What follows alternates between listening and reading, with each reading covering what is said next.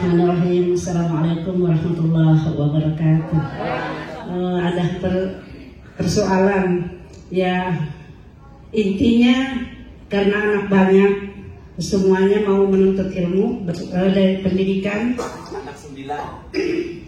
Anak sembilan dan ya berturut-turut lah, yang masuk SD, yang masuk SMP, yang masuk SMA, yang masuk kuliah, terus begitu.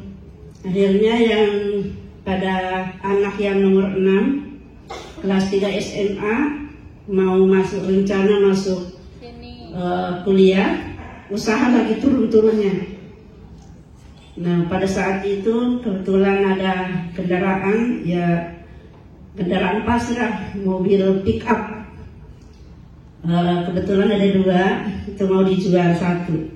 Rencana untuk persiapan anak untuk masuk kuliah. Ternyata akhirnya menjadi fitnah. Barang-barang kan diumumkan ini mau dijual. Nah salah satu orang tetangga sendiri yang berdempetan dengan tembok di rumah, datanglah menawar di rumah. Ya dia tawar menawar, ketemu di suatu titik. Nah diambillah itu, terjadilah transaksi antara suka sama suka. Ya, dibayar DP, dibawa ke mobil. Nah pas dipakai 2 bulan, akhirnya dikembalikan, tidak bisa katanya dipakai, kembalikan harga. Dengan saya bilang, gimana? Kan sudah ada uangnya masuk. Enggak, uang saya yang masuk ke Pak Haji, saya ikhlaskan, saya hanguskan dengan membuat sendiri perjanjian. Dia tanda tangan suami istri. Nah, terus Pak Haji bilang, bapaknya bilang, gimana dengan orang tuanya?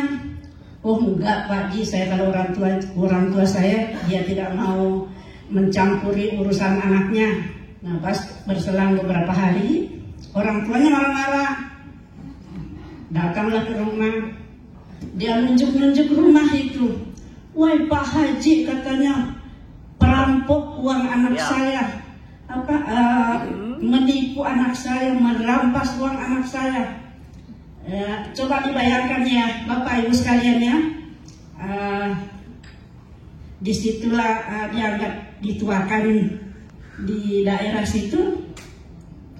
Nah kami ini jadi waktu dulu itu Pak RT, kalau di Jakarta tuh RT kayaknya gede banget gitu ya. Saya bilang, ya udahlah Pak, kalau begitu mundur aja jadi RT. Saya bikin surat perjanjian pengunduran diri, lapor ke Pak RW, mau mundur dari RT ini, udah dikasih. Tapi tetap itu ke kiri ke kanan, semua orang dikasih tahu bahwa Pak Haji itu begitu kelakuannya, merampas uang anak saya, padahal sudah dikasih tahu akan dikembalikan uangnya, cuma kan mau mengumpulkan dulu uang. Tapi dia nggak ngerti itu orang tuanya. Selalu semua dia mengantar susunya ke sekolahan, diceritakan lagi orang tua murid, itu Pak Haji katanya gitu. Ya tapi untungnya alhamdulillah kita 20 tahun lebih tinggal di situ. Ya alhamdulillah tetangga itu belum ada yang melihat, jadi yang belum pernah punya musuh gitu. Ya saya juga di pengajian selalu ditunjuk-tunjuk, ibu-ibu ini Ibu Haji katanya ini ngambil uang anak saya, ngerampok uang anak saya. Tapi saya senyum-senyum aja. Saya selalu ingat pulang ke rumah, kalau dia kerak-kerak di depan rumah tuh di pagar, saya ambil air wudhu. Berapa sih nih uangnya yang diambil? 19 juta. 19 juta. Dulu tahun 2004 kayaknya. Jadi bilangin bahwa padahal kan perjanjiannya karena dia nggak suka kan? Dia nggak suka mobilnya, dia mengharuskan, tapi dengan niat kita nggak mungkin nggak dikembalikan. Pas udah diadili di RW, dikasih tahu surat perjanjiannya, dibayar dengan stafnya itu, segala bangsanya, RW-nya apanya itu. Itu jadi heboh, jadi rapat di RW gitu kan, RW semua orang pada nyaksiin gitu ya, jadi kayak ada pertunjukan apa. Iya, begitu. Pas dikasih tahu suratnya, kata Pak RW-nya, wah ini betul ini suratnya, kan Bapak sendiri yang menghanguskan, kenapa mau dituntut ke Pak Haji?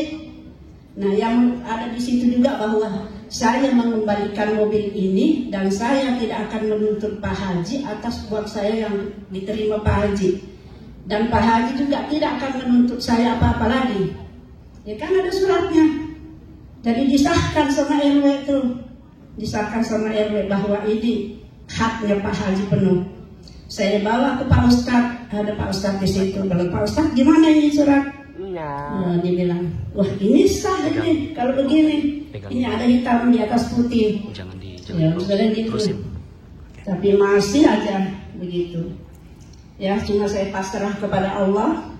Kalau dia teriak-teriak lagi di depan rumah, saya ambil wudhu dengan dasar surah Al-Baqarah, ya ayyuhalladzina amanu ista'inu bis-sabri was-shalah innallaha ma'as-sabirin. Saya ambil wudhu, sholat, ambil sajadah, saya mengadu sama Allah.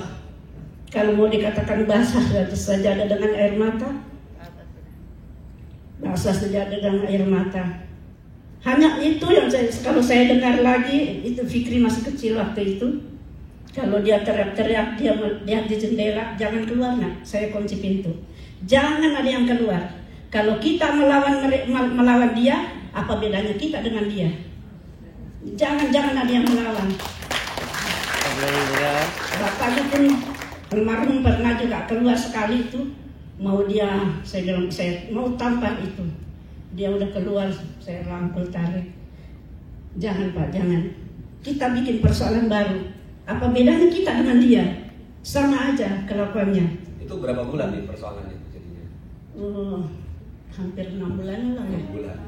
Ya, jadi setiap 6 bulan hari teriak-teriakin asal lihat lewat di depan rumah teriak lagi, lewat di depan rumah teriak lagi, oi perampok, oi pembohong, segala yang nggak bisa, yang nggak enak itu udah kita sholat aja, ambil air wudhu. Ini anak-anak saya larang semua, jangan ada yang keluar, jangan ada yang keluar.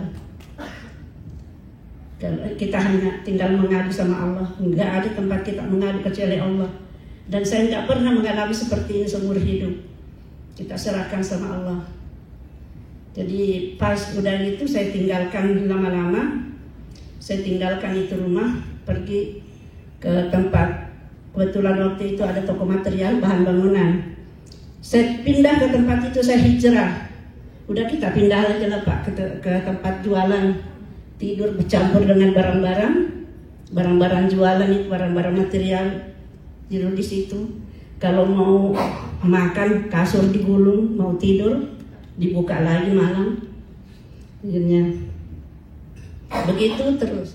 Nah pas suatu ketika habis lebaran, nah kita datang tuh ke tempat yang lama. Biasa kalau di Jakarta habis lebaran itu salaman 1 hari, selesai itu 2 kali.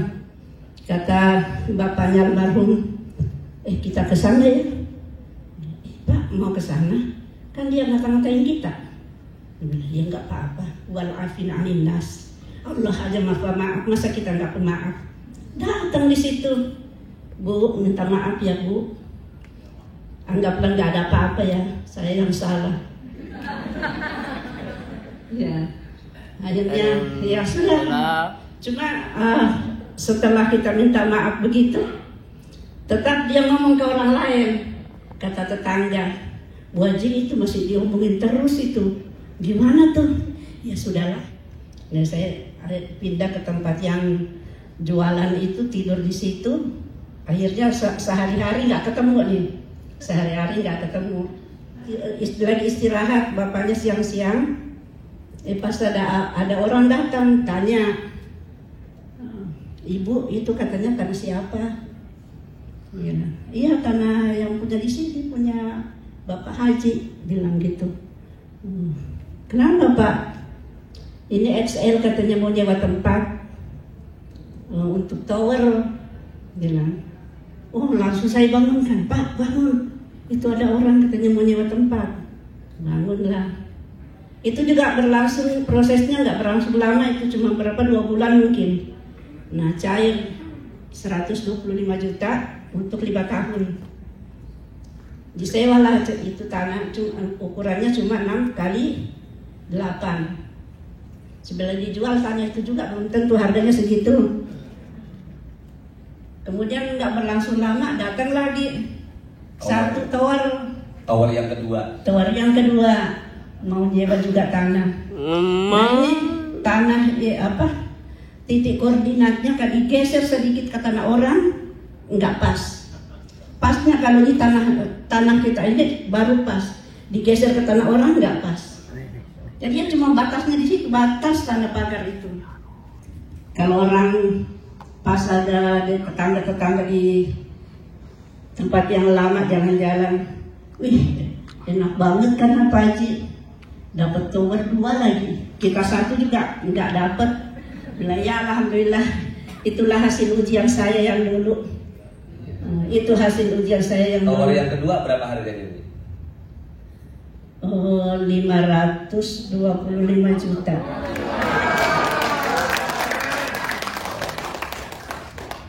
Ya saya bilang itulah hasil ujian saya ke waktu itu. Ya mungkin itu sekian lah ya. Alhamdulillah. Ya. Tepuk tangan dulu buat ibu saya. Nah jadi di sini belajar banyak hal yang kita pelajari. 1, bapak saya ngaku salah, kan? Oke, saya yang salah. Kemudian ya udahlah, wow keren. Kemudian maafkan, wal afina aninas. Pakai garpu tala, wasta'inu bisabri wassalah. Kemudian bawa sholat, lepaskan kepada Allah, ya.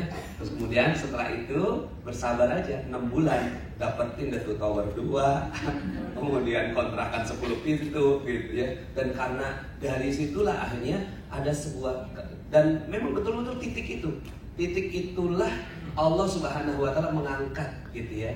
Bapak yang pada saat itu dalam kondisi keuangan yang luar biasa, kan saya ngikutin karena saya anak laki-laki pertama. Jadi setiap ada kejadian ekonomi itu saya betul-betul terlibat, gitu ya. Nah setelah itu subhanallah naik terus sampai akhirnya alhamdulillah ya, Allah berikan kebaikan. Tapi titik kenaikannya adalah ketika dihina, dibilang perampok, pembohong, penipu, gitu ya, dan sabar dengan melakukannya sampai hijrah, ya, sampai pindah tempat, gitu ya.